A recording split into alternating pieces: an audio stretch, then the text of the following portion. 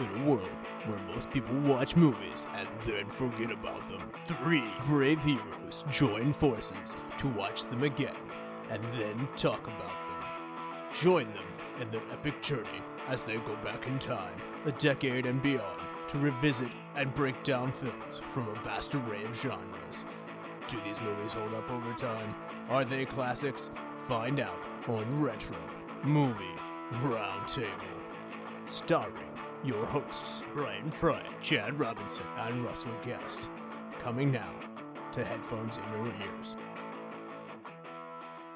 Hello, all you lords, ladies, and knights of the Retro Movie Roundtable. Welcome to the show where we watch movies and then talk about them. I'm your host, Russell Guest, and joining me today is my good friend and co-host from the great state of Washington in Spokane, Bryan Frye. How are you doing, sir? I'm doing well, guys. How are you today? I'm doing really well. I'm excited for today's movie, and I'm also excited for today's guest. First time on the show, first time guest, that's always great. Matt Manahan from the Virginia Beach area. How you doing, sir? Doing well. Thanks for having me on the show. It's a pleasure. And so let's get the guests to know you, seeing as how it's your first time on the show here a little bit. What's the last movie you saw? I'll say this. The last theatrical movie experience I had was Frozen 2. Okay. How's that compare to the first one? I actually enjoyed it. They definitely went a little different direction. It's not your typical Disney princess movie per se, but I enjoyed it. They definitely changed things up. More importantly, did it get a good review from the kids? The kids loved it. My 2 daughters enjoyed it, and my son was right there going along with it as well. I mean, it was enjoyable for the whole family. Perfect. What is your first movie theater memory, Matt? Ghostbusters 2. That had been 1989, so I was probably around 5 years old. I went and I saw it with my dad. The most memorable thing from that film for me was my dad having to carry me out of the theater because when Vigo shoots his laser eyes, that did it. That scared me to death. Oh, so you didn't get through it then? We would go back in. It was a little touch and go for the remainder of the film, but I loved it despite all that. Yeah, it's a lot for a 4-year-old. I get that. So it was a little intense. What about you, Fry? Have I asked you this one before? It's not really a very dramatic thing. It was actually more funny to me. So just it's one of those movie stories that I bring up a lot, especially around my mom. She took me to see Austin Powers, and she ended up leaving John and I in the theater and walking out within the first 20 minutes saying it was the most idiotic thing she had ever watched. She ended up going to see something else that was around the same time in the theater. Probably 5 to 10 years later, I get a phone call from her laughing hysterically, and she's like, "Have you seen this Austin Powers movie?" And I was like, "Mom, you walked out of that movie."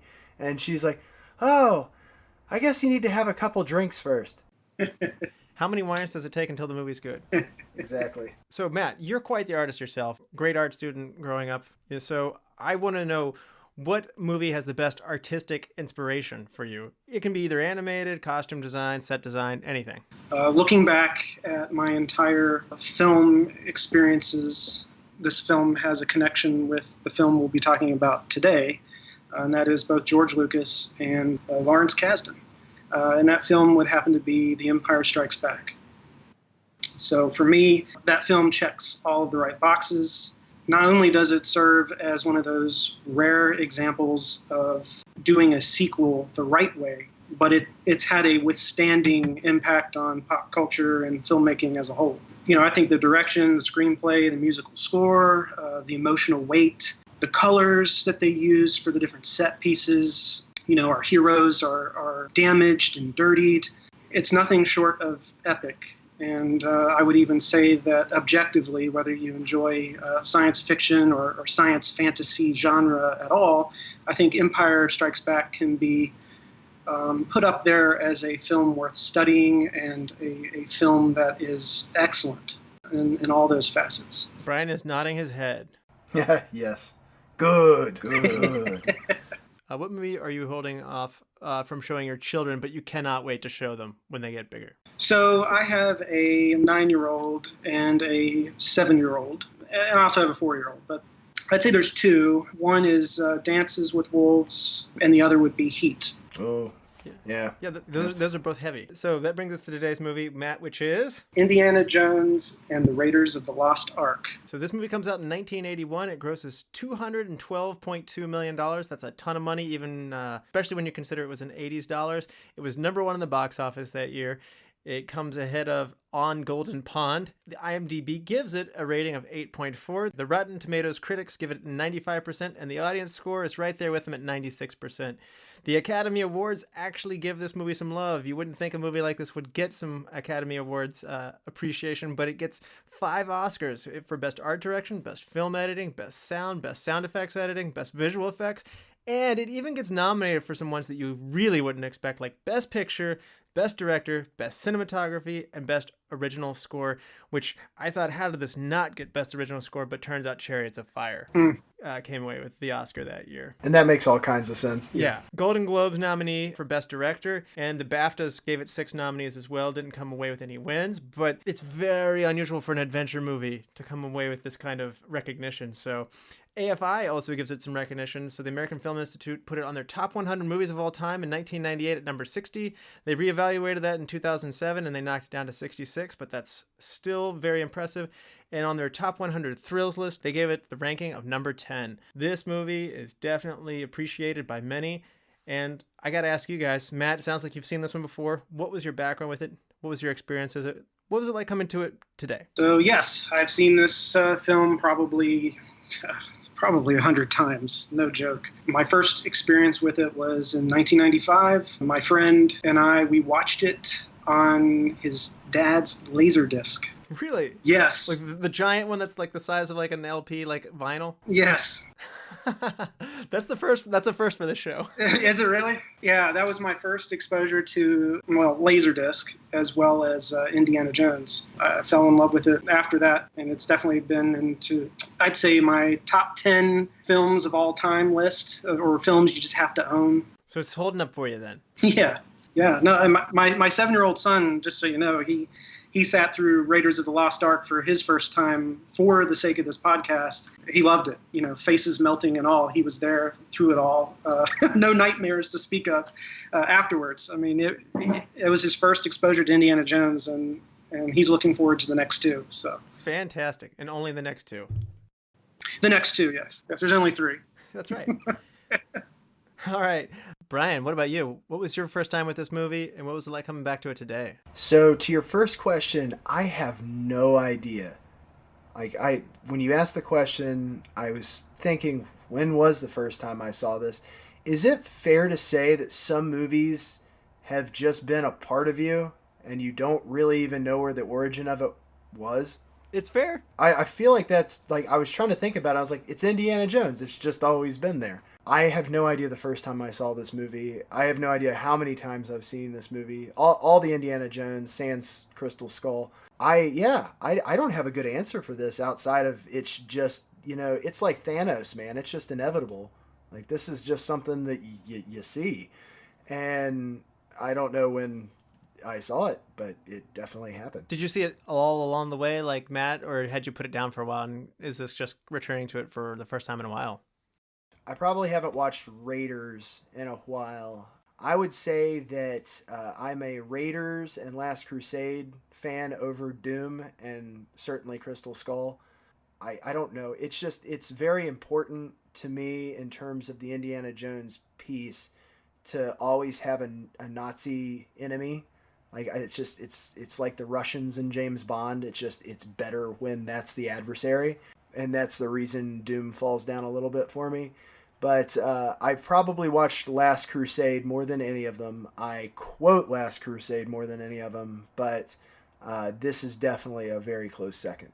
I like you guys. This has been a fixture for me. I never go too far away from it. And it's just been there for a long time for me. I distinctly remember getting it at first in 2nd grade. So I'm probably 7 years old. And I remember a couple of my other friends had gotten it before me. I remember one of my friends went as Indiana Jones at Halloween. And, I was definitely getting intrigued into the, because they were telling me stuff about him. And it was like, that sounds pretty cool. So my parents did the thing of good parenting, and they went to the rental store and, with a VHS. So that's another outdated medium, not a laser disc, but a VHS tape. and I got to enjoy Indiana Jones, and I absolutely was running around like with a piece of rope as if it were a whip, and a revolver played toy gun revolver, and definitely wanted to be an archaeologist coming out of this one because I thought that was the job description and it seemed awesome. I'm with Bryan. My choice, my ranking goes, my favorite is Last Crusade, then Raiders of the Lost Ark, then Temple of Doom, and then Crystal Skulls last. So, and then I'm assuming whatever they do in the next movie coming out in next year, I'm assuming it will be better than Crystal Skull. So I'm just going to, in advance, go ahead and put Crystal Skull at the bottom of that. I feel like we just need to take a minute to acknowledge how terrible that movie was. Like, I feel like as soon as we posted that this was going to be the next movie, people were arbitrarily thinking, okay, they need to dedicate at least 5 minutes to complete and total slander of Crystal Skull. Sorry, now Matt, you didn't give us your rankings. How would you rank your Indiana Jones movies? Raiders of the Lost Ark's number 1. The Last Crusade for me is number 2, and Doom would be number 3. Perfect. Well, that's going to cap it off for the intro part of the show. From here on out, though, there are going to be spoilers. So if you haven't seen Indiana Jones, do yourself a favor and go watch Raiders of the Lost Ark, and then all the other movies. Those are great, too. There won't be any spoilers from any of the other movies other than Raiders of the Lost Ark. So we will be back after these messages. Have they, America?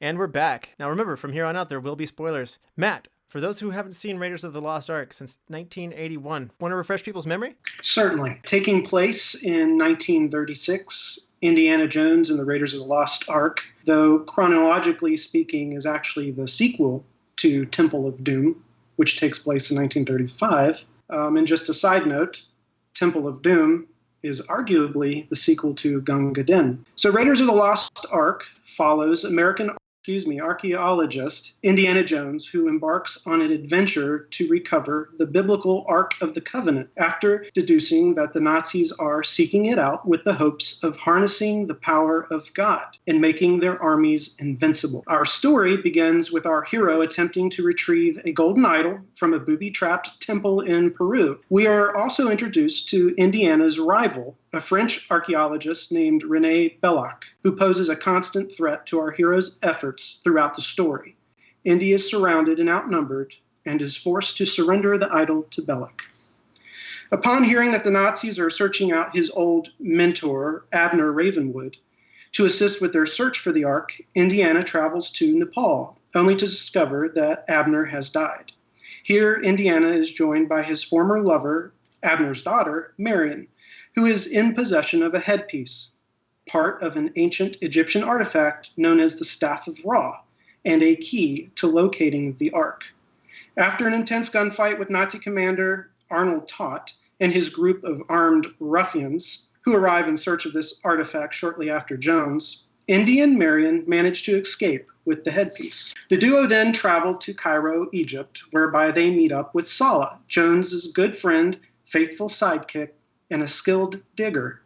Salah informs Indy that Belloc and the Nazis are also in Cairo digging for the Well of Souls, which is believed to be the resting place of the Ark of the Covenant. However, the Nazis are digging in the wrong place. During this time, Marion is captured by Belloc. Meanwhile, Jones and Salah manage to infiltrate the Nazi dig site. Using the headpiece from Marion, they are able to successfully locate the Well of Souls, which happens to be snake-infested. The Nazis eventually discover our hero's digging operation and seize the Ark before imprisoning Jones and Marion inside the crypt. The two manage to escape to a nearby airstrip. Indy destroys the flying wing that was intended to transport the Ark to Berlin. The flustered Nazis are then forced to load the Ark onto a truck, which is then pursued by Jones on horseback.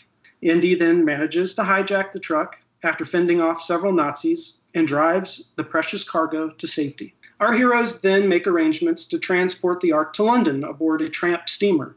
During its voyage, a Nazi U-boat intercepts the boat. Belloc and Todt once again seize the Ark and Marion. However, they are unable to locate Indiana Jones. Nonetheless, Indiana manages to stow away aboard the Nazi U-boat, undetected. The Ark, now in Nazi possession, is then taken to an unknown island location in the Aegean Sea, whereby Belloc plans to test the power of the Ark before presenting it to Hitler. While on the island, Jones reveals himself and threatens to destroy the Ark with a missile. Belloc calls Jones's bluff, and Jones surrenders. The Nazis then tie Jones and Marion to a post where they can observe as Belloc performs a ceremonial opening of the Ark. Once opened, Belloc discovers the Ark to be full of only sand. Jones then warns Marion to keep her eyes shut as spirits emerge from within the Ark, eventually revealing themselves to be the angel of death. At this time, flames form above the Ark and surges of energy blast through the Nazi soldiers, killing them all. Some heads explode, some heads shrivel, and faces melt. Afterwards, flames engulf and vaporize the remains of the fallen assembly, except for Indiana Jones and Marion. The Ark then seals itself shut, and our heroes open their eyes to discover the entire area wiped clean. Back in Washington, D.C., Jones is informed by U.S. intelligence agents that the Ark is someplace safe and that it will be studied and monitored by top men. By who? Top men. Oh. Top men. The last scene of the film shows the Ark being sealed in a wooden crate and stored in a giant government warehouse among countless other wooden crates. Well done, well done. What a great ride this one is. This one's fun with a capital F. One of the things that I wanted to say that I caught this time that I'd never caught before, somehow I never realized, I know Marianne had been with him as a love interest of his in the past, but she mentioned that she was a child and that they in the script, it describes Marianne as being 25 years old. Lucas originally wanted her to be younger, and Spielberg said like not to go any farther than that. He was saying like, you know, if it's too old, then it's not interesting anymore. And so their affair would have happened when she was a teenager, which I don't think they do that today. So that's one of those funny things. You know, she says, "I've learned to hate you. I was a child." That little piece, I never caught that before. It's interesting you mentioned that, actually. Some of the, I guess, behind the scenes or documentary type information out there. Indiana Jones was originally supposed to be a much darker character, one who struggled with being an alcoholic, supposed to be a professor that fraternizes with his students. In fact, the student, the young lady in the classroom, you know, that has her eyelids painted, says, "I love you." She's supposed to be seen on the sofa at Indy's house. Yes, as well as there's a cutout scene too when Marcus comes up to talk to him, where there's a different young student swooning over him in the hallway too. So there's a lot of similarity. We'll probably talk about this a little bit later, but in that James Bond womanizing kind of sense. Originally, Indiana Jones was going to have a sense of that as well, and this is a remnant of that that's still there. Brian, do you like the story from Raiders of the Lost Ark? Sure. I mean, what's not to like here? You've got precursor introductory piece where you're getting a completely different archaeological find in the idol to start your movie off before it launches into your main quest. So much the same way as they set up James Bond storylines where before the main song you have some little tidbit to kind of show another mission he's on before you get the main movie. I really like movies that kick off with a good preface, and I think that's one of the most fun things about this movie is you get that, you know, Peruvian jungle scene, but then you also get your, you know, desert Egyptian escapades. So that part is big for me. And then, like you said about wanting to be an archaeologist and everything, like this really made it look fun outside of snakes. I also hate snakes, and they would have lost me at snakes. Asps, very dangerous. Why don't you go first?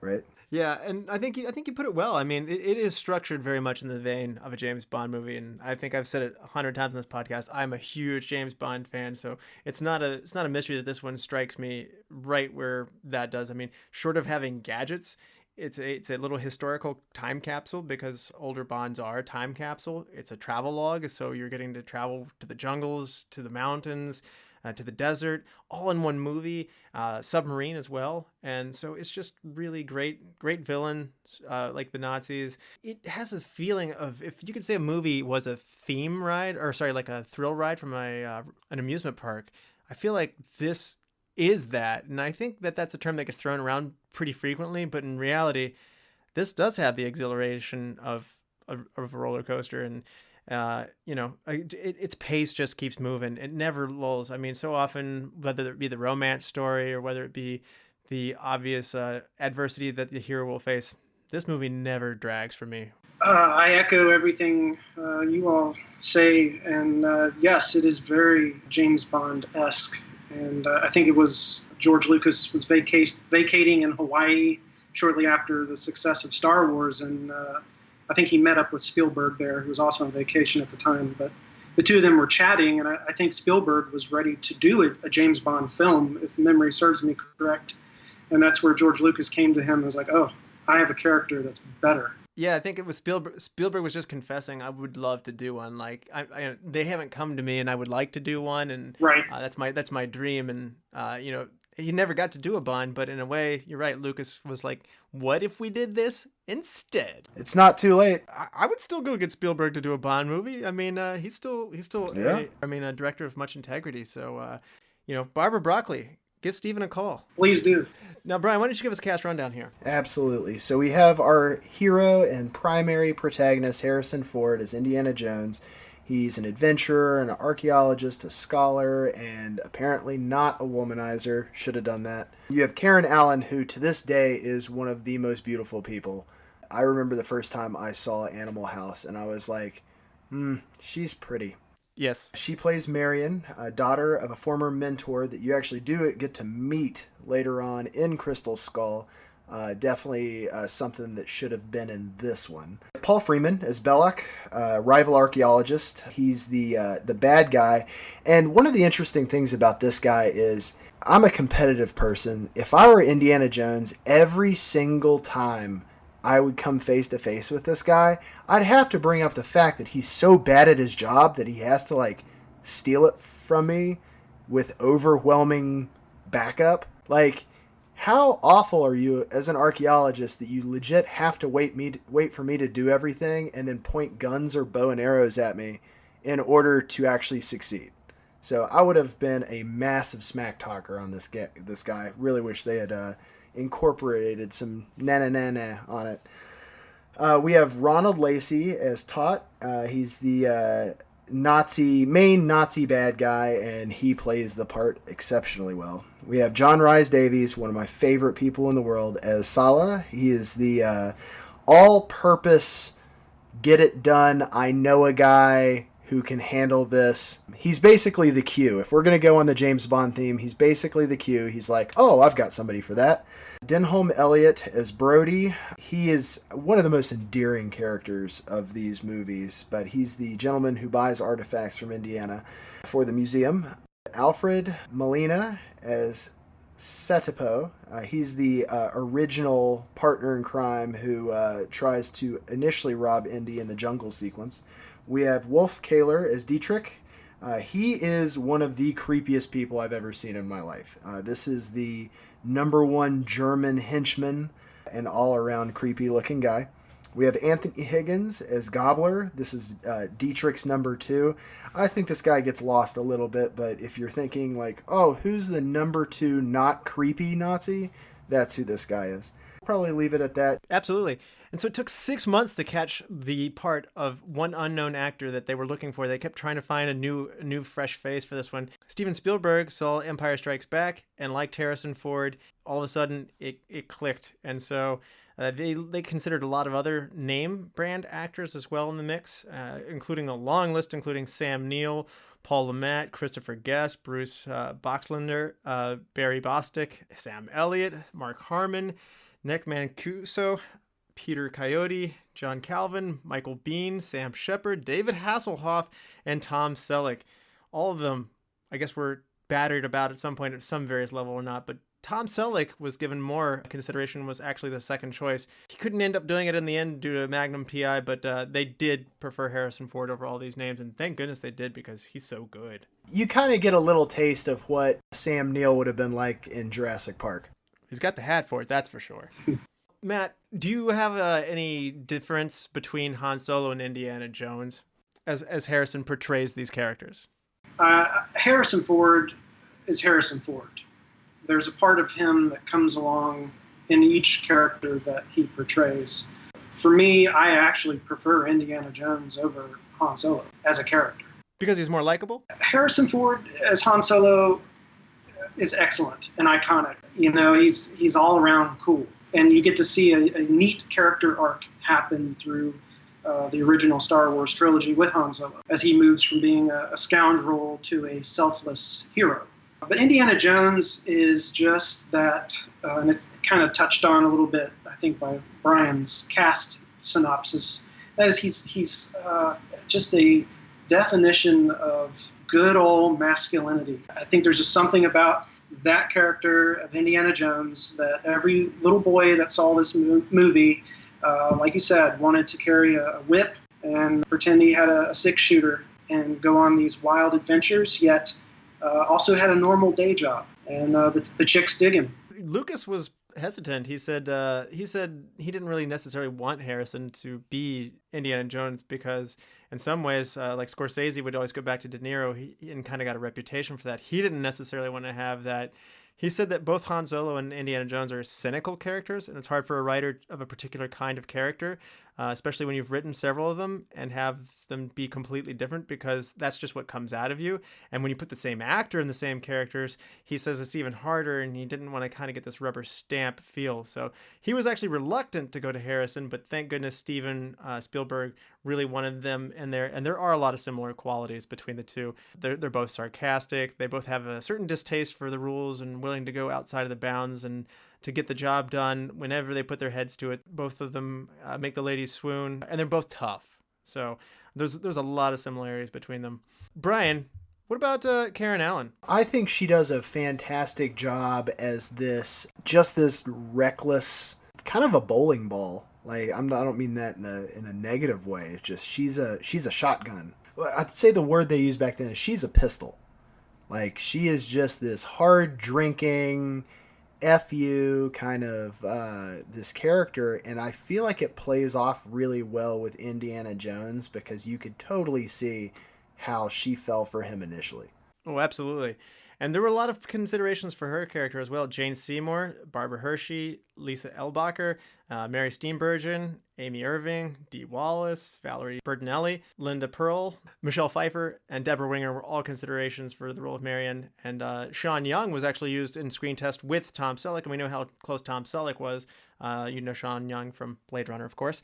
And so that's just an interesting thing. Karen Allen hadn't done anything like this, so she made her way into this one. And it's funny, this isn't a natural fit for her because, like, whenever you see her as a person, she's a big sweetheart. So she's playing a completely different character for her on this one. A little more of a departure than, say, Harrison Ford, who's admittedly he's a little bit of a grumpy kind of cynical dude. In this case, this is more of a character that she's playing, and she's so different from her character. Some other things that were considerations. Danny DeVito was considered to play Sala. He did, he couldn't do it. He had conflicts with Taxi and dropped out of it. And I'm kind of glad because John Rhys-Davies was definitely the man for this one. Even though he doesn't look anything like the way it was written. It's supposed to be a 5'2", skinny, scraggly looking Egyptian. John Rhys-Davies is a big presence.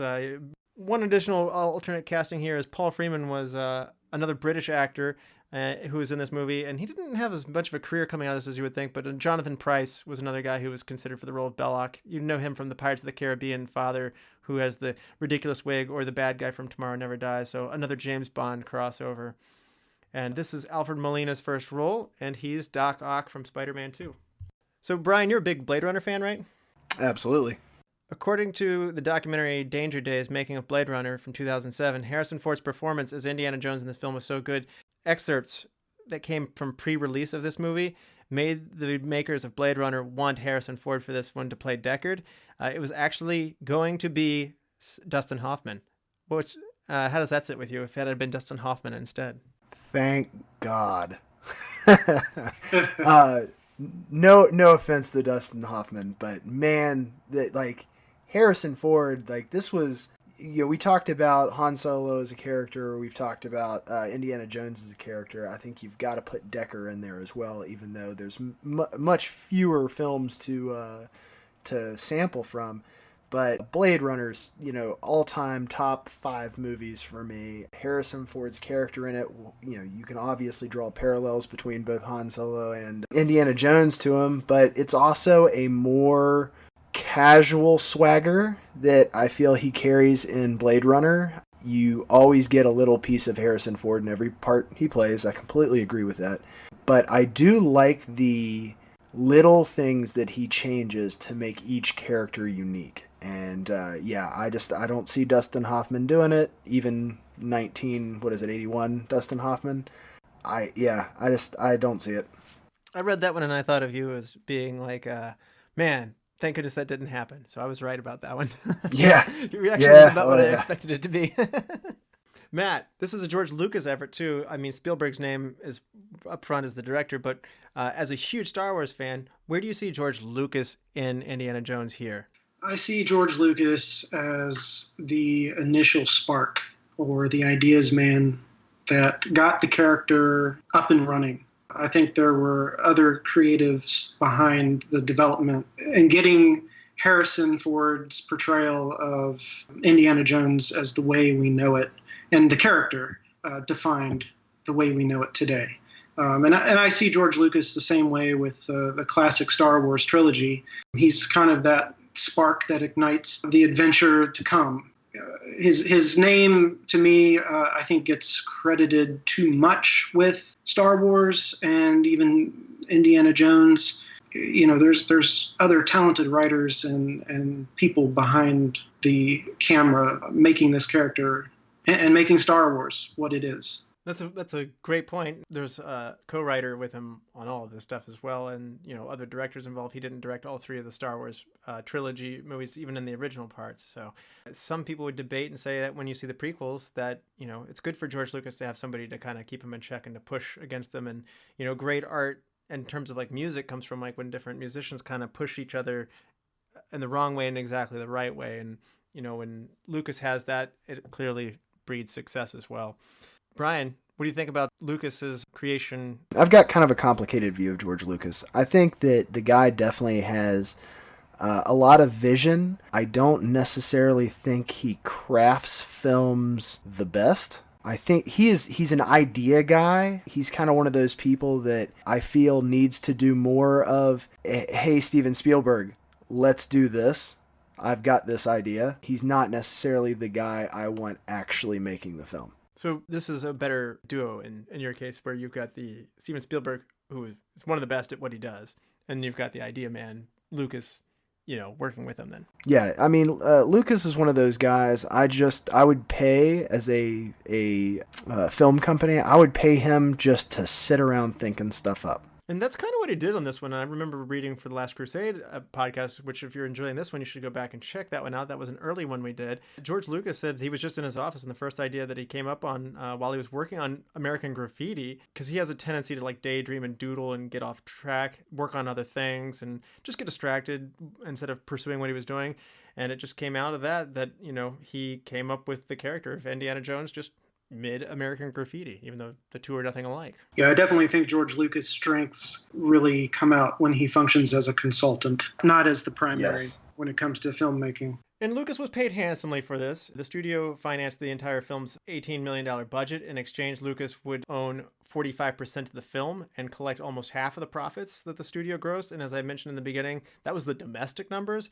This movie made bank. So Lucas was rolling in dough from this one. So this was a gold mine for him. I know sooner or later Lucas will probably wind up with a lifetime achievement Oscar. I think that he was definitely due for, between Star Wars and these in terms of creationism of film. I think he was definitely due for one. There was a painful interview where they had 4 directors sitting there. It was Steven Spielberg, James Cameron. I've seen that. George Lucas. And gosh, do you remember who the other one was, Brian? I feel like it was Ridley Scott or something. I'm not sure who it was. It might be. And the interviewer totally stuck her foot in her mouth. I remember she goes, "You've all won Oscars." And then there was a little bit of like Spielberg's looking away, and Lucas was like, "I haven't actually." And she's like, "Oh, I'm sorry, but Star Wars is great," and so it was assumed that even this high level person who I'm not sure if it was NBC, ABC, CBS, and made the mistake of saying "Oh, well, you've all are Oscar winners," and so you're right. This just kind of assumed that Lucas would have gotten one. Steven Spielberg, though, he's the guy who fuels this thing, and I was watching the DVD extras in this one, and it's just absolutely amazing how much vision he had for this. I never really saw this level of DVD extras.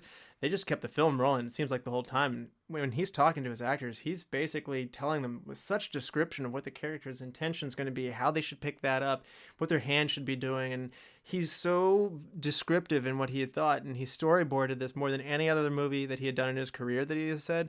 And so it's just really interesting to see what a clear vision that he had and how he was really guiding his actors. I was wondering if as an actor you would find that confining. Spielberg's vision was huge on this one. Now, Matt, Spielberg, he's on the Mount Rushmore of directors. He's done so many great ones. Raiders of the Lost Ark, though. Where are you on Steven Spielberg and his efforts as a director on this? I love Spielberg's work. I think he really shines here. You know, you're saying that as far as storyboarding and getting the vision ironed out with this film goes, it really paid dividends, and it really comes to the foreground when you're watching this film.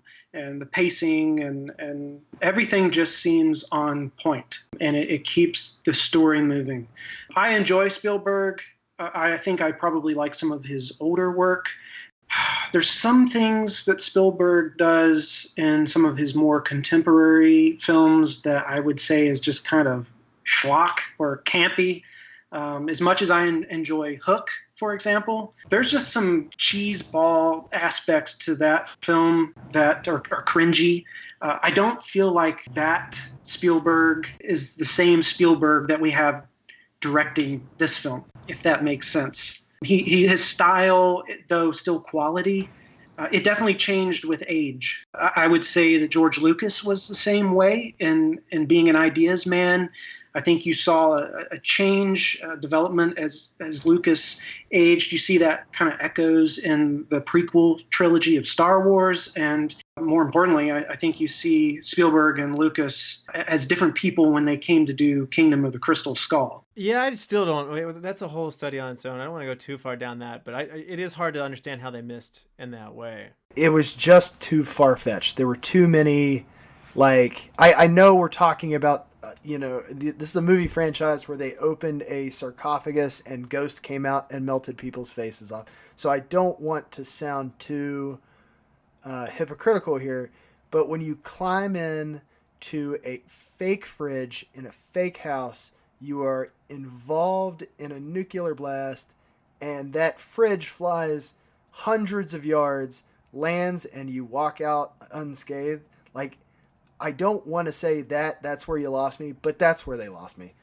I actually hung in there a little bit longer. It was the swashbuckling on top of tiny little 3-inch Jeep metal rails while they were moving at 70 miles per hour while swinging in the trees like monkeys, like on CGI swings, and then snakes, of course, too, while swashbuckling the whole time.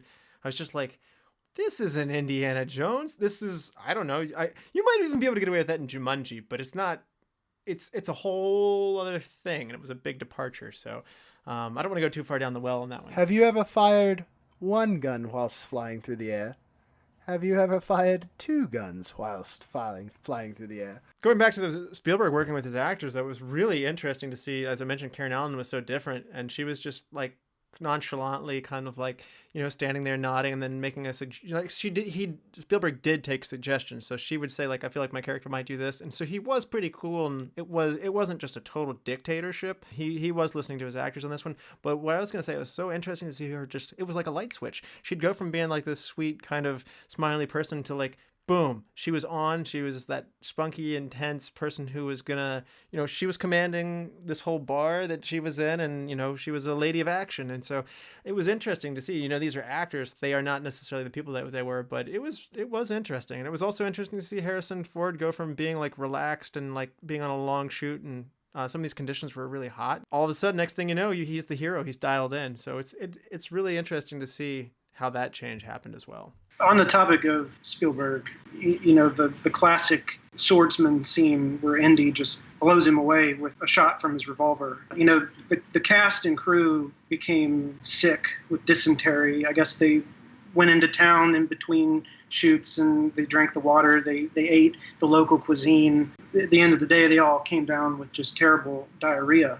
In Indy, at that scene, there is lost footage out there of a more elaborate fight with that swordsman where Indy's using the whip and some fisticuff type action. But because Indy was so sick, and you can see the sweat just soaking through his shirt at that point, in the film, and that's not acting, and that's not meant to be. He asked Spielberg, can we just shoot this guy and move on? That's I think that goes back to one of those things where you see Spielberg, though he has a very controlled element to the filmmaking process, he works with the actors, and we still get an iconic a scene, one of Harrison Ford's suggestion to make a last-minute change. That's a very good example of that. And I think that that's a moment that exchanges action for humor. And I want to say Last Crusade had a little more humor in it, but there's humor in this one as well. And it's going back to that James Bond thing. I mean, James Bond today doesn't have many humorous elements in it, but throughout most of its history, it did. And this movie balances humorous moments with the action moments so perfectly. And that's one of the things that just hits me in the right way.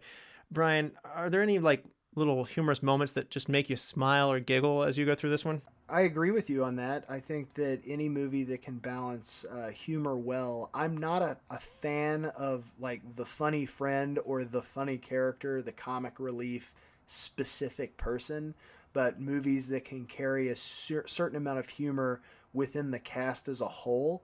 That's one of the things I kind of like about the MCU. It's not just one character that brings the funny. All of them are capable of bringing the funny. So yeah, I mean, throughout all these movies, and you're right, old Bond movies as well, there's just the little wisecracks can really break up a movie into enjoyable pieces. Is Sala considered one of those mainly in there for humorous relief things that gets on your nerves, or do you feel like that's a different thing? No, I mean, because Indiana Jones has some funny lines in this too. And we'll get to some other comic relief here in a little bit with some of my accolades.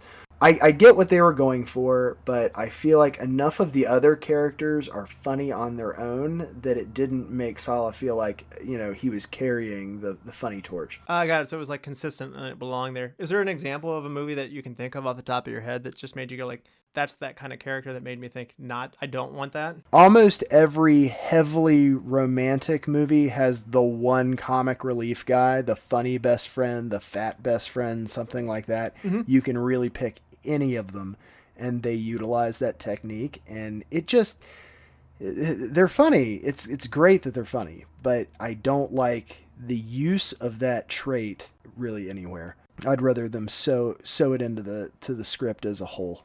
What about you, Matt? Are there what moments of humor make you happiest? I tend to be a little bit cynical myself, so I relate with any of Indy's sarcastic or cynical commentary throughout the film. I enjoy Sala. I think he's just a beloved character. I don't necessarily see him as comic relief per se. I think he's just extremely personable, and I think the audience is just supposed to find him endearing. As far as sticking with the Indiana Jones franchise, a character who I think was intended for comic relief, though for me, I found obnoxious, though I can accept this character through my nostalgic lenses and biases, is Willie from Temple of Doom. No, that's fair. And that's honestly one of the reasons why Temple of Doom isn't at the level of Last Crusade or Raiders of the Lost Ark. Yeah. His female companion is just a lot harder to like. I like Alison Doty in Last Crusade. I like Karen Allen in this one. Kate Capshaw, not her fault even necessarily. The character was written in such a way that, I don't know, it's pretty hard to like her.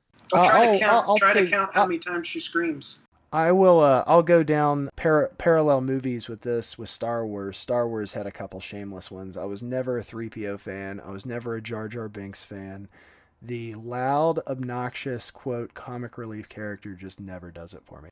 Oh, you put C-3PO in the same category as Jar Jar Binks? Oh, yeah. Oh, dude, man. C-3PO's always irritated the hell out of me. I'll also say, if you want to go a different style of movie, Joe Pesci's character in the Lethal Weapon movies that he's in, I've always hated Leo Getz. Well, they do too, apparently. For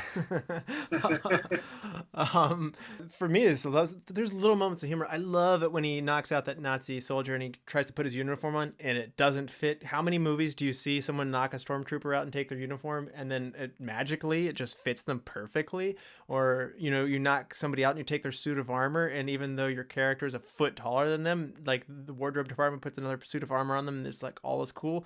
This was a really nice nod to that thing of like he couldn't even button the shirt because the dude he knocked out was smaller. And they even called attention to it, made a whole gag out of it. Like a Nazi guy comes up to him and is like, hey, like, what's wrong with you? Your hair's not combed, your shirt's not buttoned. And like Harrison's just trying to fake it for a while and then just punches him out. And it's a lot like what you were talking about with the, the sword fight of like, I don't want to fight you with a sword. I'm just going to pull a gun out and shoot you. Like, I'm just going to take care of it this way. Those small things, they're not jokes per se, but you can't help but like the humor in it. Or like when the airplane's spinning in circles and Marion can't get out, and it's an action scene, but it's also funny in a way. You may not laugh the first time, but as you watch it over the years, you can't help but just get a big smile on your face as you watch it. Yeah, she's very much so the damsel in distress. I don't know, man. She's punching people in the bar. Like there was a barrel that got shot through at one point, and she like takes a big gulp of whiskey and then like knocks a guy over the head with like a burning log. So, right, but exactly at what point?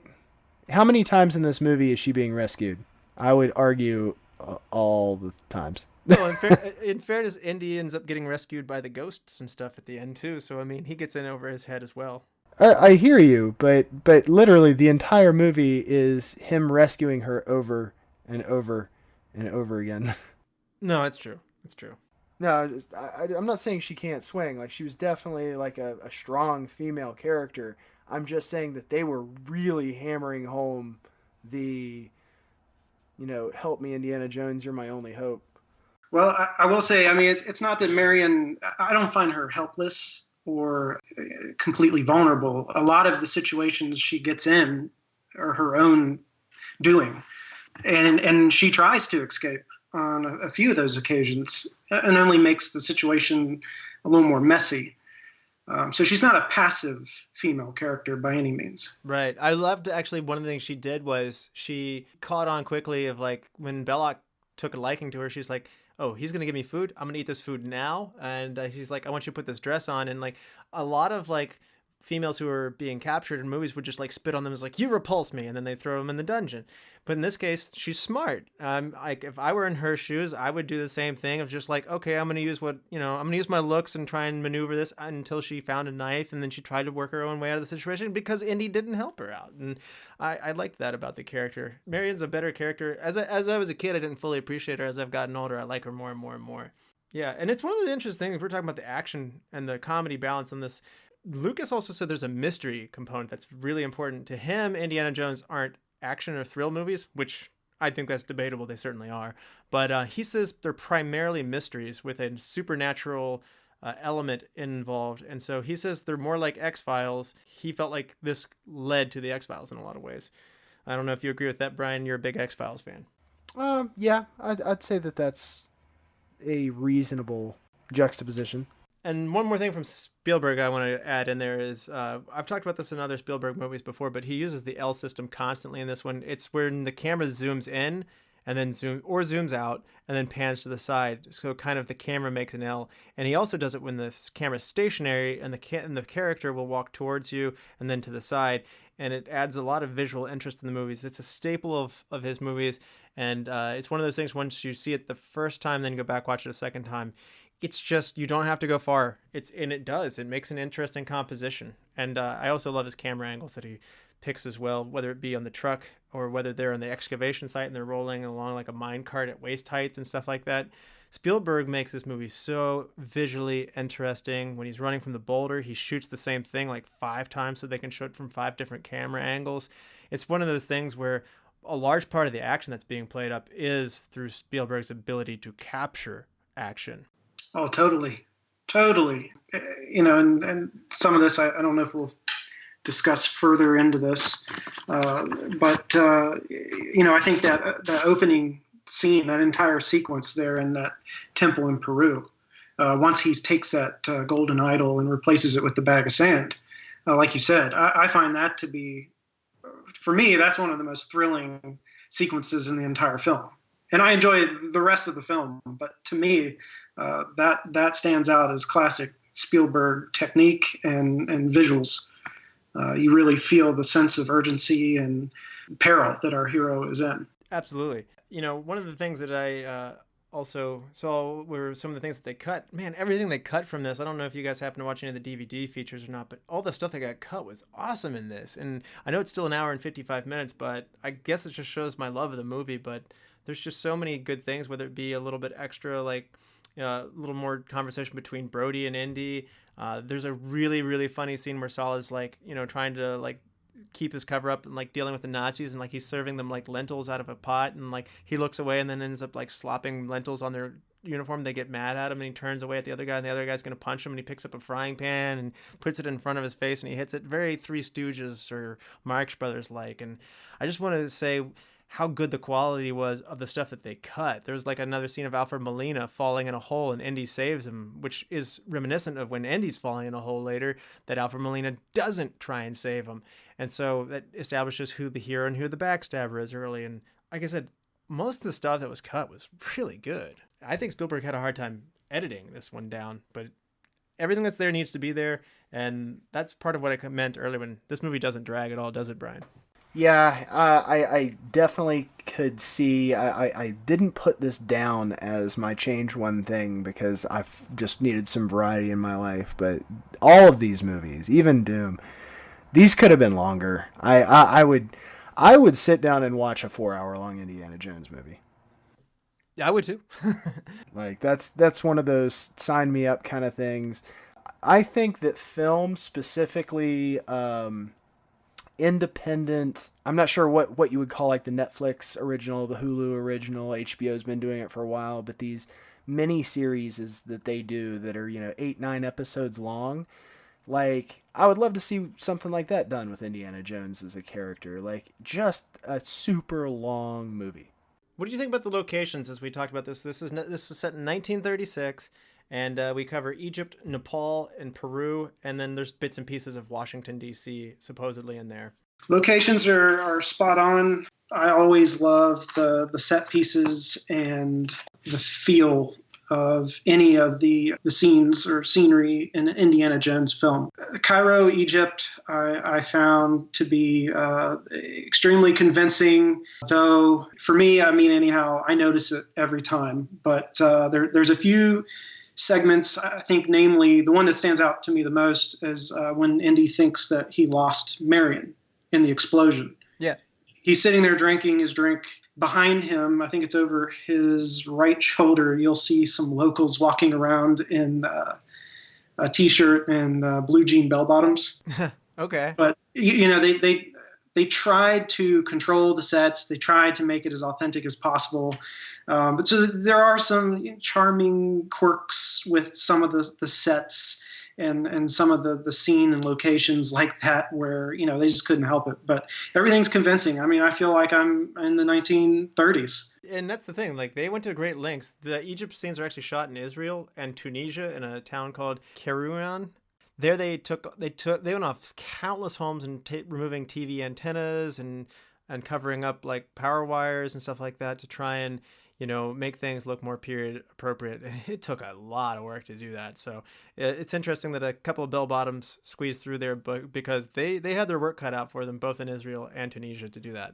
But they're stunning. The scenes are stunning. Everything that you see that's inside, minus the school and the DC government building that they're in, which both of those are actually out of the same building. That's Rickmansworth Masonic School in Hertfordshire, which is in England. That's the government building, and that's the university that Indy teaches in on the inside. On the outside, they shoot a different building from a California university, but all the inside shots beyond that, all the Egyptian scenes, all the temple scenes, all the other stuff, that's all set work. And that really surprised me. Even some of the, where they open up the Ark in the end, I thought for sure that had to be a canyon, but no, that's a set. And even the grand scale of the Well of Souls where they're dropping the snakes in, all of that is just amazing, amazing large scale set work that is just full scale. That's not a model. And they really built this stuff to a great level of detail. So It's just really impressive that they did all that. And talking about little things in the background and the Well of Souls, if you look closely, there's some engravings on the wall that are C-3PO and R2-D2 hidden in the hieroglyphs back there. So fun fan overlap for the Star Wars fans there. You know, Kenner carried that over in their playset for the Well of Souls. Did they really? In 1982, yeah, when the action figures came out, they kept that engraving in that playset with the Ark of the Covenant. The Peru scenes are not in Peru. They're actually in Kauai, Hawaii. The La Rochelle, France is where they chose to shoot the submarine U-boats, and they went there because they had a submarine. So that took them there. So nothing is where they said it would be. So and then most of the movie was shot in London. So which was an interesting thing because they had a hard time coming up with, they wanted 7,000 snakes more than what they had, but they couldn't get enough snakes purchased in London or loaned to them for the scene. So it was interesting. They used real snakes for that as well. So it was one of those things where there's not enough snakes in London to make this. So they ended up cutting up like rubber hoses and just littering the floor with that. So that kind of built out the mass of that a little bit. I was really shocked to see that was really a Cobra that they really did in there. I assumed that had to be a mechanical prop, but not the case. Fun side story here. I actually took an ATV tour down to the river where they filmed Indiana Jones swinging out and actually did the rope swing there. Perfect. Did you get on a moving airplane at that point? No, I actually didn't want to go in the water either. It was not the... I literally swung out and swung back. Okay. Well, part of it, there was like a kayak tour going by at the time, and the water also looked like the kind of place where you'd get eaten by an alligator. Obviously not going to happen in Hawaii, but it just looked like one of those places. There might be something in there. Now, Matt, did the canyon where Indy is holding the missile launcher and telling them, you know, like, I'm going to blow up the Covenant if you don't let Marion go. Does that canyon look familiar to you? Oh, is that a little Tatooine canyon? Martini! It is. That is the same exact canyon where R2-D2 was taken by the Jawas. They shot it at a different angle, but it was one of those things in the trailer when they were saying, like, we knew Tunisia well. We'd already been there for Star Wars. And I was like, Star Wars? Well, this is Tatooine as well. So Tunisia is Egypt and Tatooine at the same time. And that's amazing that they use the same canon. And I've seen both of those movies so many times, and I never even put that together. Wardrobe. We're back in the 30s here. Different time area. What do you like about the wardrobe here? I think it's fun. I'm not usually one of those people that is pro more than 2 buttons undone on a guy's shirt, but man, Indiana Jones really does rock that look. It is, it's good. It's one of those things where like Belloc was always a really sharp dresser, even though he was like in the dense heat. I think they nailed Nazi uniforms really well, but you know, I'm not going to say that there aren't a lot of movies that do that. So no, I think it's fantastic wardrobe. I don't think there's anything particularly special about it. I think they nail it. You know, I'd never noticed this before. Somehow I thought Indy just wore the same hat around all the time, but obviously when he was like traveling and he's got the nicer gray suit on and stuff like that, I didn't realize that he has a different hat on. So he's got his traveling hat and his field hat, and it's one of those things where I never was really looking for wardrobe specific until I was studying it for this podcast, and turns out he doesn't wear the same hat all the time. So how about that? Matt, any other wardrobe? I think Indy rocks the man purse just fine, too. Yeah. Oh, that's a good point. I don't know if this had anything to do with me carrying a satchel around for years and years and years. I mean, high school, college, even now I take one to work. I'm wondering if that's a deep-seated Indiana Jones love in there because of that. You did go for that, and I remember thinking that was massively inefficient for carrying textbooks because all your weight of your textbooks is on one shoulder, but you carried it through at your spine's expense. I didn't carry as many books as everybody else did. I was a more frequent locker stopper. Okay, I was sitting there going like, yeah, that doesn't work for me. Like, because the other wardrobe thing is Sinister Gestapo Agent Tot, which is, I call him Burned Hand Guy. Mary calls him Hanger Nazi because he's an unusual hanger. But apparently his name is Tot.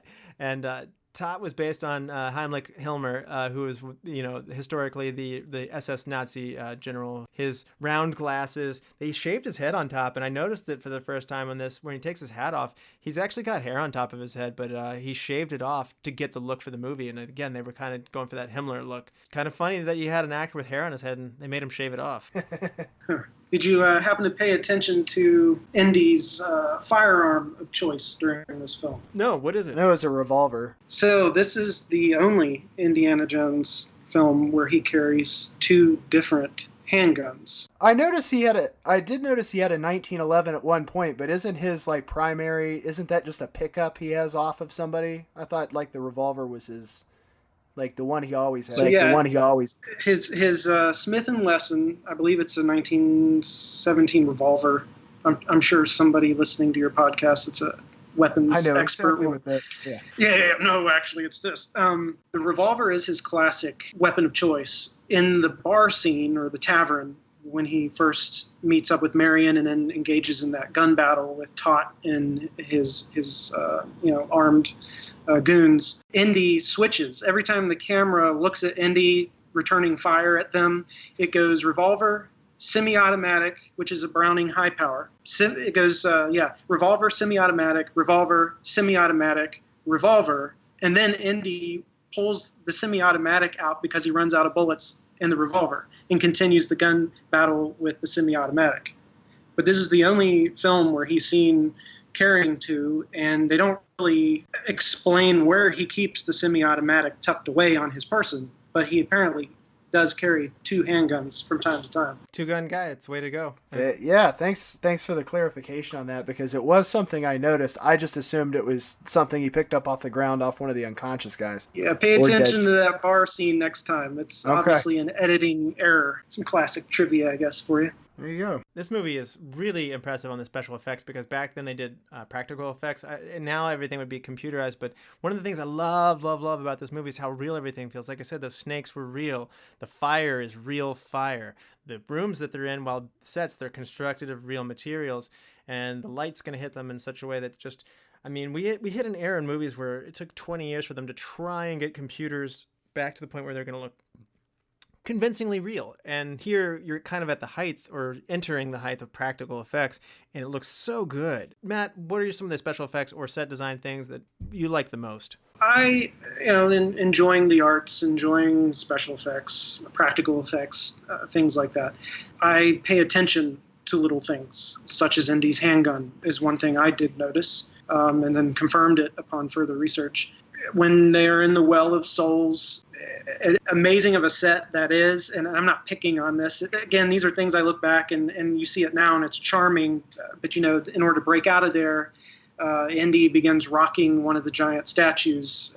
Clearly, you can tell this thing is constructed of a lightweight material, despite the added sound effects of it sounding like stone sliding back and forth as he then knocks a wall out with it. And also the Well of Souls, when he and Marion push through the rock or the wall to make their final escape before the airplane scene. If you watch the shadow of that boulder or that brick stone, it bounces down the hill. Clearly a foam. Wow, you really have, these are deep dives. These are things that I find funny, but endearing, and most people aren't going to notice. So are you a Star Wars fan who likes the potatoes in the asteroid belt from the original release? I enjoy all that stuff. But as far as the Angel of Death at the end, these are things, and the faces melting and exploding and all that. Those are things that look maybe a little dated, but are gruesome enough and fearsome enough that you accept it. Well, at the time they were praised. Like, again, this movie got sound and visual Oscars. They won for those things. So yes. And honestly, so Mary and I had this debate. She doesn't like the face melting now. She says it doesn't look good, but I think the face melting looks awesome. And it's just, they went to so much work on this one. They plugged up, Peter Freeman's nose with like straws, and they made like a mold out of his face. It was very, very, very, very convincing. And then, for the... I agree. And it just to do that so they could melt it down and like paint it several times. Some effect that they went to great lengths to produce was, of course, and I won't spoil this, but they're similar effect style in The Last Crusade. Yeah. Well, I don't know. Brian, where are you on the face melting? I think at some point it went from being like, oh, to Did it? Okay. I guess I'm going to be the only one who clings onto my childhood on this one. No, but not in a bad way. It's legit. Not in a bad way. Like, it's not like I'm not watching it and ridiculing it, but it becomes more funny than horrifying. Like at some point it did fade over into and now their faces melt off. Well, the people were so upset with this at the time. This movie was headed for an R rating because of the face melting. So they cut down how much of it they showed, and they obscured it by putting more flames in front of it. So that was kind of their way of getting out of the R zone and back into the more friendly PG-13 realm. Yeah, I've got a snippet about that later. There was just PG and R back then. So the PG-13 hadn't come out yet. So that was part of the borderline on that. So do you know where we got the PG-13 rating? I've heard it's the Temple of Doom, but it's just rated PG when I went back and checked on it. Is that true? Because I mean, I've heard Poltergeist, I've heard Temple of Doom. I've heard Temple of Doom. Okay. Kalima. Some interesting sound stories on this one come out of this one. To make the sound of people punching each other, they took a baseball bat and hit a pile of leather jackets to get those sounds. So that's an unexpected thing. To get the snake sound, to get the slithering and stuff, they ended up putting a microphone down next to a guy running his fingers through a cheesecake. Yeah, I know. I didn't know that one. That's pretty funny. To get the boulder sound that was rolling towards Indiana Jones, they actually rolled boulders down the hill and tried to get recording, but they all sucked. So they ended up taking a recording of a car in neutral going down a gravel road. So the sound you hear of the boulder, which is a giant fiberglass boulder, by the way, the sound of the fiberglass boulder is actually a Honda Civic in neutral. Huh. Awesome.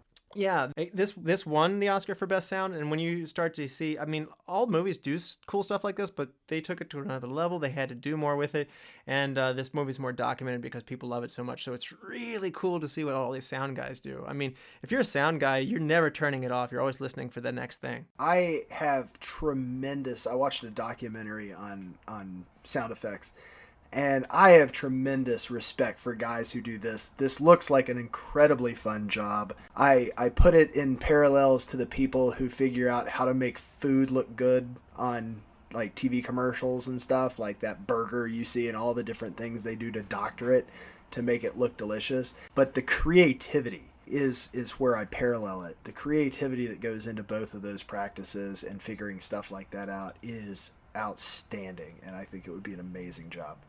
I agree with you. This was another thing for lighting on this one. Again, when you use real sets, you have to use lighting, and you can't control everything with a computer. So I really want to give a lot of credit to the Well of Souls. Was the darkness in there was amazing. When they opened the Covenant up and the light is flashing on Indy's face and Marion's face, that was just so good. And then one of my favorite lighting tricks was the silhouette of Indy's shadow that's used on the walls from time to time. And like one of my favorite one being when he enters the bar to meet Marion, his shadow's on the wall. And then later on, they use the shadow of the villainous hot hand guy coming in to the bar. And so just the quality of lighting through this one is just astounding. There's so many scenes you could call out in this one. Would you say that silhouette piece is very Vader-esque?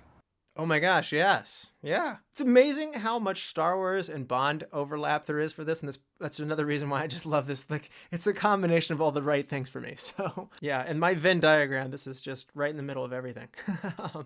Matt, soundtrack. What about soundtrack for you? Oh, John Williams, say no more. Yep. It's fantastic. It checks all the right boxes, and maybe that's just some bias looking back at this film. Would you have given the Oscar to Chariots of Fire or this? They're both great. If I had to put myself in the context of the time, I get Chariots of Fire, and that's iconic, and a different piece of work altogether. And I agree. I mean, Indiana Jones. I don't know if I agree with Lucas saying it's an X-Files mystery kind of thing. I mean, clearly these are based on the action-adventure serials of his childhood, which is why he and Spielberg made this. This is just a different kind of genre. Williams is great. I mean, it's the same thing with Star Wars. I mean, those beautiful soundtrack, and iconic, but maybe underappreciated at the time.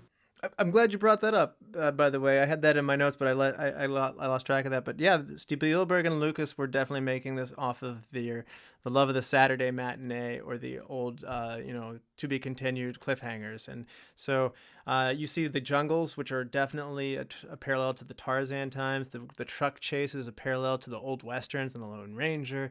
You had like the U-boat and the pirate ship on there. Like those are old pirate movies. And so one of the reasons the critics at the time are accepting this, surprisingly so, is because it's striking all the people who were in that generation and all the right notes, because it was taking them back to their childhood and elevating it and making it more exciting. So Brian, what about you on the soundtrack? Yeah, I mean, it is very much a John Williams "nuff said" kind of thing. As far as Chariots of Fire goes, it would be one of those things where you go, all right, John Williams, Chariots of Fire, who gets it? And I'd be like kicking the ground like, Chariots of Fire, stupid. Like that's the right answer. Like that's exactly how I would feel about it. Be like, man, fine. Yeah. I like how you put that. One interesting thing I remember from doing this from the Last Crusade episode that we did, and Indiana Jones theme was actually 2 separate songs, and John Williams put them both before Spielberg, and so that dun da dun dun dun da da was different than the bridge part of the song, and they were 2 separate songs, and Spielberg said, I like them both. Can we do them both at the same time? And Williams was like, I guess so. And so Williams kind of made transitions and stuff like that. And there's an interview where he's talking about Indiana Jones. He said, this is not a particularly complex score. It was actually really simple, but you said you wouldn't believe how long I sit there dealing with a 6-note transition and to try and make sure that it's very, very, very simple, but it takes, I get really invested in making sure that that's done right. And it's just really interesting to see John Williams stress that. As an architect, I relate to that heavily. So sometimes one of the hardest things to do is to be deceptively simple. To make things look like they're not there, to hide stuff is really, really complicated, really, really expensive, and really, really hard sometimes. And so I really appreciated Williams talking about the craft of the score in that way. This is the part of the show where we call Look for This. Matt's been doing a great job of this along the way. Matt, do you have any other Look for This moments? Let's see. Yeah, I think I probably can conjure up maybe 2 more. So when Indiana Jones successfully hijacks the truck carrying the Ark, and he comes driving back into the town, and they, the locals there help him hide that truck real quick and put up like a false storefront and whatnot. The Nazis in their car come rolling through there, looking for Indy. And they kind of go around a roundabout there. The front passenger, and again, I don't know if this goes back to everybody having diarrhea or what, but there's a passenger, an actual person sitting in the car in one segment of this scene. Then when it cuts back, it's clearly a dummy, and not even a good one. It's the jacket with the hat sitting where the head should be. Clearly no head wearing this hat. And then it cuts back as the car drives out. It's a person again. Man, I don't know how you guys feel about this, but I also thought that the Nazi bodies at the end sequence, when they were all facing the same direction, falling over, were particularly fake looking. Okay. It's like they all fell the same way. You mean when the light's going through them, Ghostbuster style, like when the Ark's like ripping through their chest? No, it's after they do this pan out where you see like all of the henchmen, like the 20 or so guys they had with them, yeah, and they're all facing the same direction. They don't have legs bent or anything, like they fell over that way. It looks like someone just took a bunch of dummies and set them on the ground, all facing one direction. Okay. Interesting. Just a weird thing that irritated me when I watched this. I wonder if that was a scale model just to get that shot. Yeah, could be. Speaking of truck scenes and stunts, one of those things Matt mentioned there was Harrison Ford actually did get dragged behind a truck. The guy who did the front to back transition was a stuntman, and the guy who like rode the column down into the wall, that was a stuntman.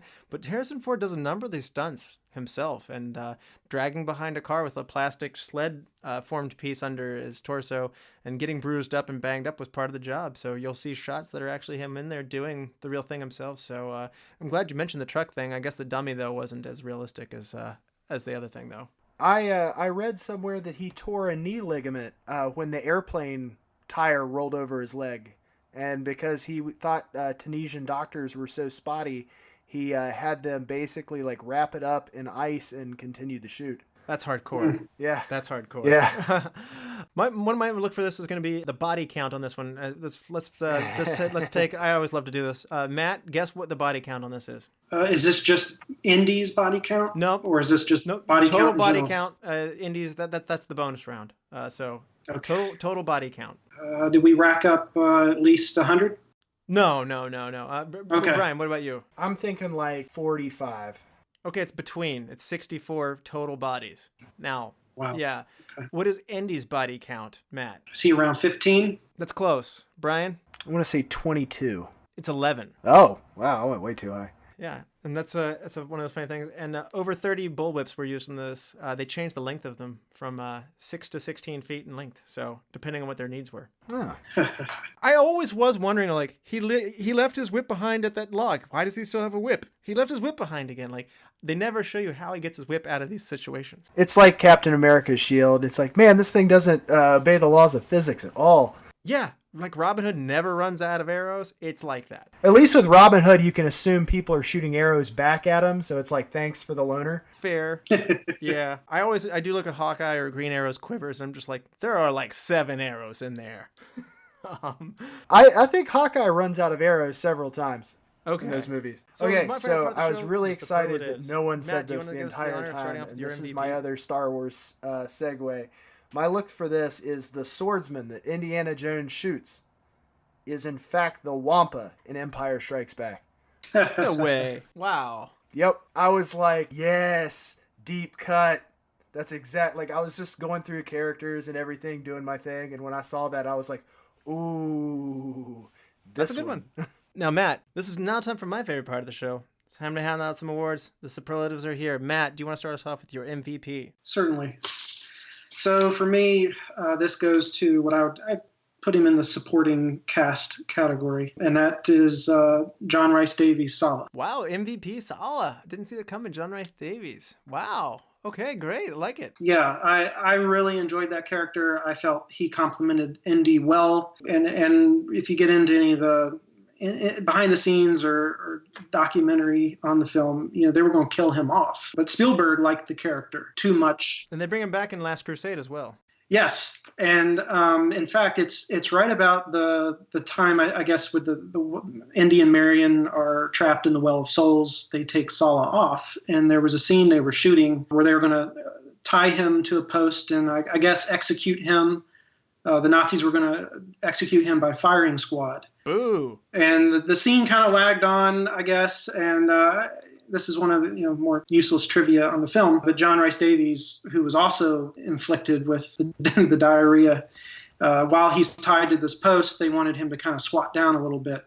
I gotta poop now. He says it pretty much this way. I'm paraphrasing, but he goes, I filled my pants in front of 100 people, and I didn't care. All right. So Brian, MVP. I'm not going to surprise anybody here. I'm not even going to try to. I'm going with everybody's favorite John Buck, President James Marshall, Dr. Richard Kimball himself, Harrison Ford. I believe that is the correct answer, yes. Good job on that one. I wanted to name off a couple other movies that I absolutely loved with him in it that we hadn't broached on yet, so those are the 3 I went with. No, that's it. Harrison Ford is, and I want to give a big nod to Steven Spielberg on this one. He had the vision and the execution to really carry this through for 3 movies worth, and he just nailed everything. He brought it all together, picked the right places, got the right people involved. What a big effort this was, and he was at the helm the whole time. Truly a master at what he does. So Brian's going to go Harrison Ford. I'll go Steven Spielberg just to round out the for diversity's sake, but Harrison Ford's probably the right answer as well. So best supporting actor, Matt. I would have to say it goes to Marion. Karen Allen. Yeah. Yeah. Yeah. What about you, Brian? I also said Karen Allen. One of those iconic movies for me has, and I mentioned it earlier, has always been Animal House. It's just one of those parallels. This obviously being probably her other most famous piece of work. She was one of the gems from Crystal Skull. The fact that they brought her back. Yes. That piece of that movie made me so happy, and the casting of her father. Yeah, Karen Allen. She's in Scrooged as well, which is another good performance from hers. But I wish she had been in more movies. I feel like she's in really good movies, but I feel like she should have gotten more roles. So I'm with you. Karen Allen's my pick. Her brightness is perfect for the companion. Her smile lights up a room, and but her toughness is awesome as well. And she's a can-do kind of person. I love it when it's not an option. She just says, "You've got yourself a partner now." And so Karen Allen is, to me, what elevates this so high. And the companion, this is the best companion. I like the plot twist. I won't go spoil that now for Last Crusade, but this is as far as companions go, she's better than any Bond lady or sorry, Bond woman or any of the other things. She's right up there for one of my favorite on-screen female companions. So hidden gem, Matt. I would have to give this to the late Pat Roach. Okay. Stuntman, professional wrestler who plays the giant Sherpa, who is Toad's henchman in the bar fight, as well as the German mechanic who Indy fights at the airstrip. Meets the propeller blade and turns into a blood splat. Yes, he does. He's also the chief guard in Temple of Doom. Whoa, I didn't know that part. Yeah. And the Gestapo in The Last Crusade. Nice. This guy's just a good all-around bad guy. So he's the big bad guy. Yeah. Great choice. Nice. Brian, who's your hidden gem? I love that I can work this in. This guy now becomes a two-timer for the podcast, unless I'm forgetting more. George Harris, the captain of Jones's ship, the pirate ship, is Kingsley Shacklebolt in Harry Potter, and Otto, the arms dealer in Black Hawk Down. Yeah, that's interesting. That is a first two-time hidden gemmer, so that's great. I'm going to go on a similar note, providing transport for Indy. Jock, the float plane pilot at the very beginning. That's my pet snake. Yeah, I liked the fact that he had a pet snake named Richie, and you know what? This guy's not even an actor. He's a pilot. His name's Fred Sorensen, and he flew most of his career with Southwest Airlines. So they needed a pilot, and they got him. And I gotta say, for somebody who's not an actor, he has a fair bit of personality. Yeah. And I would have thought we would have seen him in one of the subsequent movies. They name him, they give him screen time. He has a pet snake. I mean, I liked this guy, and I wanted to see him back again. So to make that much of an impression on me in a short period of time made me say, that's my hidden gem. Good job. Yeah, I like it. Recast, Matt. So this is not a cop-out answer by any means, but this is one of those things, and again, maybe it's a nostalgia bias here, but this movie, as far as casting goes, was lightning in a bottle. I would not change a thing. I could not see this movie being with anybody else in any of these roles. And this is one of those days where I have to, and I don't want to, so I'm in the same boat with you. It is perfect, and I didn't want to replace anybody, but I did it just to play the game. Is there anybody that you would recast if you had to? Go ahead and share yours. I'll jump in. So I was saying that, I prefer a little bit more well-rounded humor in all of your cast and banter. And one of the guys that I think does a great job of this sort of edition is Ocean's 11's Carl Reiner. I think if he had played Belloc and he and Jones had a little bit more witty repartee back and forth, that's who I would have recast. Huh, okay. That's a tough one. And I'm going to go with Ronald Lacey. He's the guy who plays Tot, or Burned Hand Man. Oh, he's so creepy, though. He is, and I told you, I didn't want to do this. It's a hard game to play. And I'm going to put Terrence Stamp in there. He's the guy who plays General Zod in Superman and Superman 2. He's also your Supreme Chancellor Valorium in Star Wars Episode 1, Phantom Menace. He's in a couple other things. He's Stick from Elektra, which was an unfortunate movie, and Siegfried from Get Smart. So he's just a good bad guy. And I thought that he would do this creepy German thing well. But again, I would rather have Ronald Lacey. So it's just, I'm playing the game just to play the game. Matt, if you had to. All right. I'd say if I was going to replace anybody. It's okay. I won't tell them. I'm committing a mortal sin here. I won't tell them. Yeah. Do you want to go deep dive like the guy who read the medallion for Sala? I mean, if it's anything, I'm just gonna say I'd substitute a Nazi villain character. That's a good choice. Who's what's his name? That his face melts. It's not Tot. The what's the character's? Dietrich? Yeah. Let's throw Hannibal Lecter in there. Oh, I like that. Yeah. I'll tell you what, if we're talking Germans, I'm going to go with my all-time favorite German bad guy and say Jürgen, was it Prochnow? From Das Boot. He's in Beerfest. Okay, yeah. I'll toss him in for Tot. Best shot of the movie, Matt. I'm kind of torn between two. Of course, Indy's shadow in Marion's Tavern is up there, but I really, really liked Indy overseeing the digging team there in Cairo with the sunset in the background. It's when he takes like the headgear, the turban off, and he puts his hat on. And you see all the other guys around him with the pickaxes digging and the sun setting. I'd love to just have a giant poster of that. I think that's just a beautiful, iconic. Best shot. For the record, that's Mary's pick on this one as well. So she did an art project on that. Really? I really knew I wasn't going to get away with that one as my best shot. I went with it anyway. It's also mine. It is far and away my favorite shot of this movie. I'm tempted to give this to the ending shot of the warehouse as it zooms out with you see all the relics in there at the end. It sticks out in my mind so much.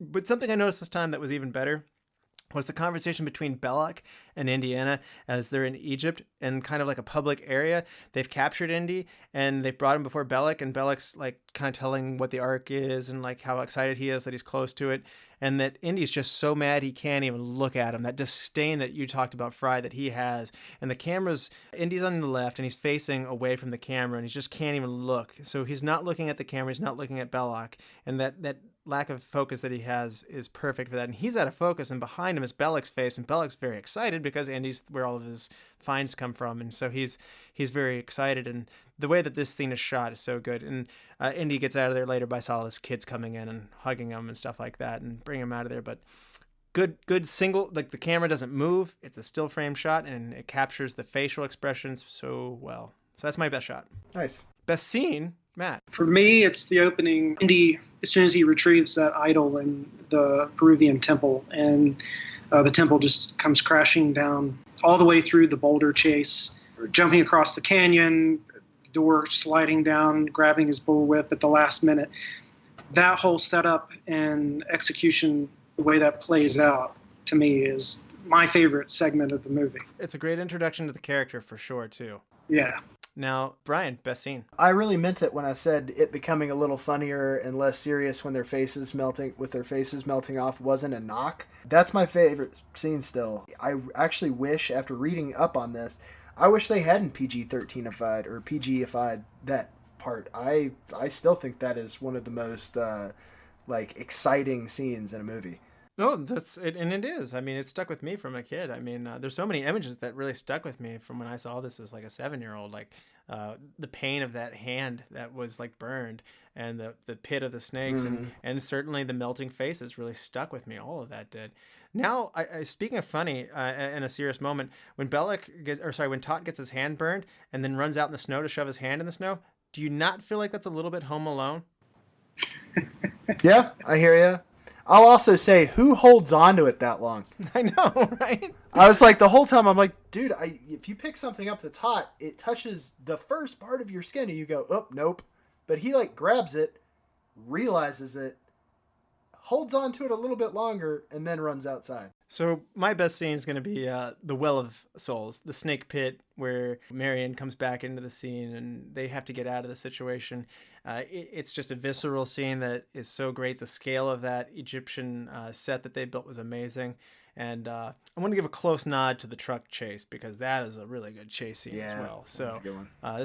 That's a second place worth mentioning. So change one thing, Matt. This film is lightning in a bottle all the way around. If I had to change one thing about this particular film, I would have made the Ark of the Covenant more of an actual character in the film than just a magical or mystical MacGuffin that everybody is after. I think it's a little bit of a missed opportunity. Historically, biblically, the Ark of the Covenant represents the presence, the holiness of God on earth. There were some very particular rules as far as handling it with the Israelites while they were in possession of it. Also, anytime the Ark was taken from the Israelites, such as when the Philistines acquired it, they suffered incredibly from tumors or infestations or plagues. People died. I would have liked to have seen the Nazis suffer in a similar way when in possession of the Ark, since they are the baddies. Well, they were kind of hit with lightning through the chest. That was after they opened it, though.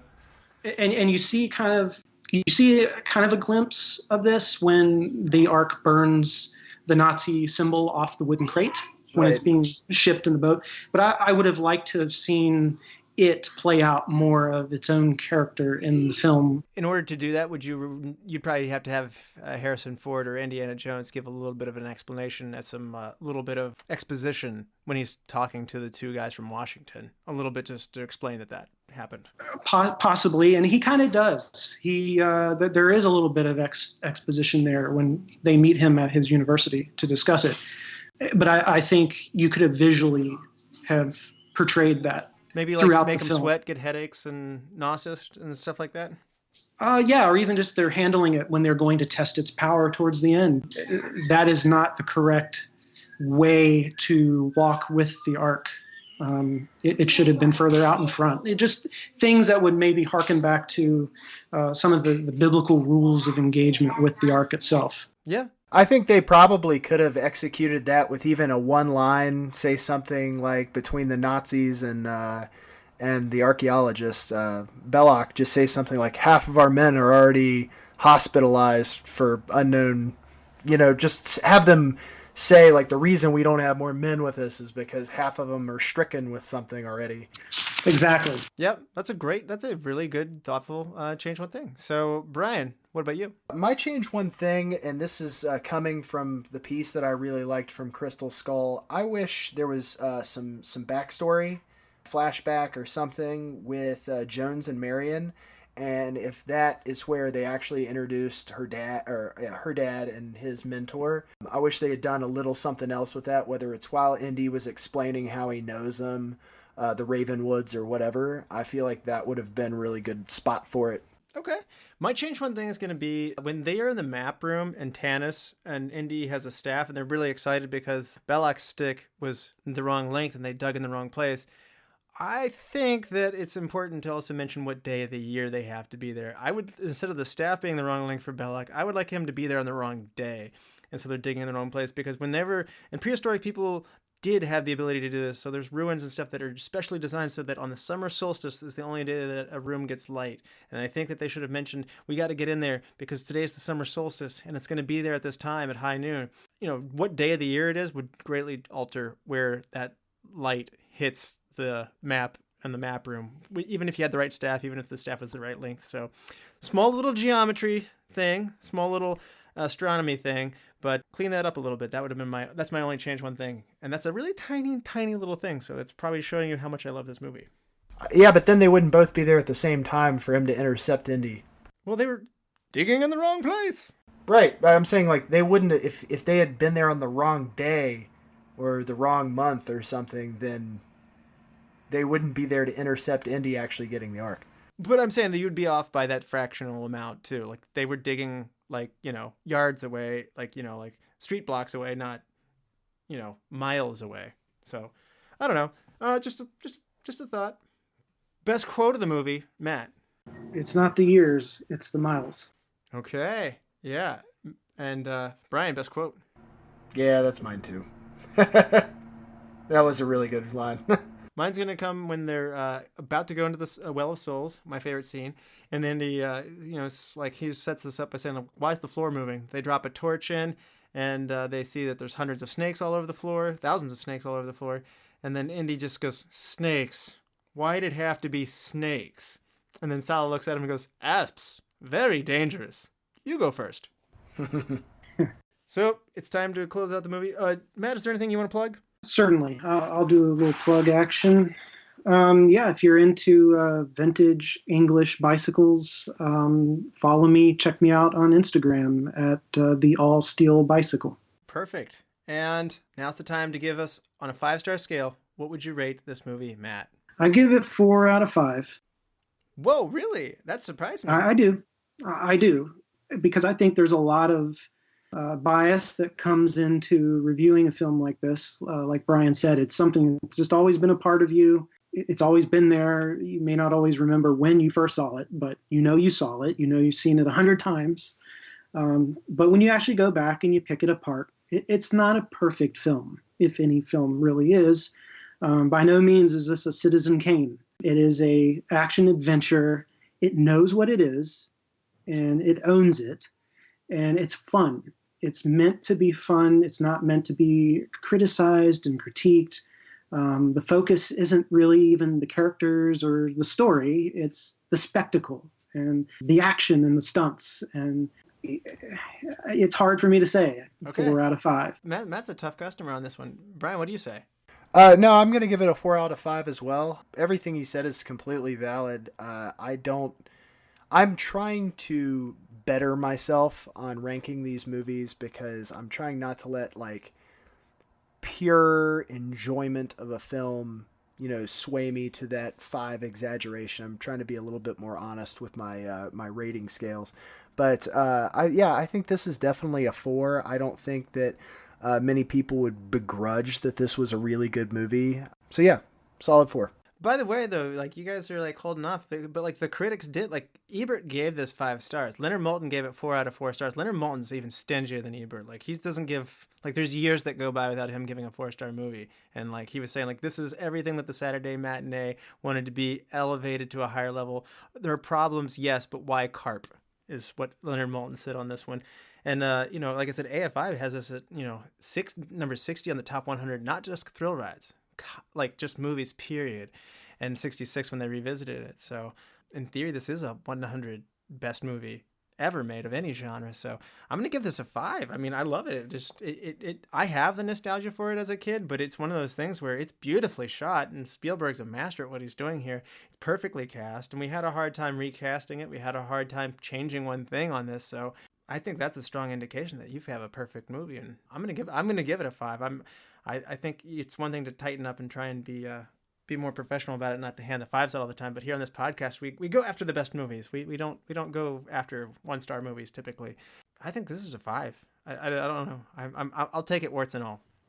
Brian, you want to help me pick a movie for next time? Let's do it. So it's Oscar season, and I wanted to do an episode before we get into the other ones. Let's look at a movie that was passed over that could have won an Oscar. So these are all movies that were nominated for Oscars but got snubbed, unlike Indiana Jones. Option number 1, Doubt from 2008. A Catholic school principal questions a priest's ambiguous relationship with a troubled young student. Option 2, Dr. Strangelove, or How I Learned to Stop Worrying and Love the Bomb from 1964. It's a Kubrick masterpiece, and an insane general triggers a path to nuclear holocaust that a war room full of politicians and generals frantically try to stop. Option 3, The Asphalt Jungle from 1950. A major heist goes off as planned until bad luck and the double crossers cause everything to unravel. I think I'm going to go with Asphalt Jungle on this one. All right, we'll see why it was passed over, because it's an acclaimed movie in its own right. So Asphalt Jungle for next week. Matt, thank you so much for coming on the show. We hope you had fun. Thanks for having me. And Brian, thank you as always, man. Always a pleasure. And thank you all the lords, ladies, and knights of the Retro Movie Roundtable. We invite you to reach out to us. We want to hear from you. Subscribe, rate, and review to the show on iTunes, Spotify, Stitcher, Google Play, even YouTube, wherever you get your podcasts. So give us a like on Facebook. Follow us on Twitter at @movie_retro. Email us at retromovieroundtable@yahoo.com, all one word. And as always, thank you for listening. Be good to each other and watch more movies. Ryan? How can it not know what it is?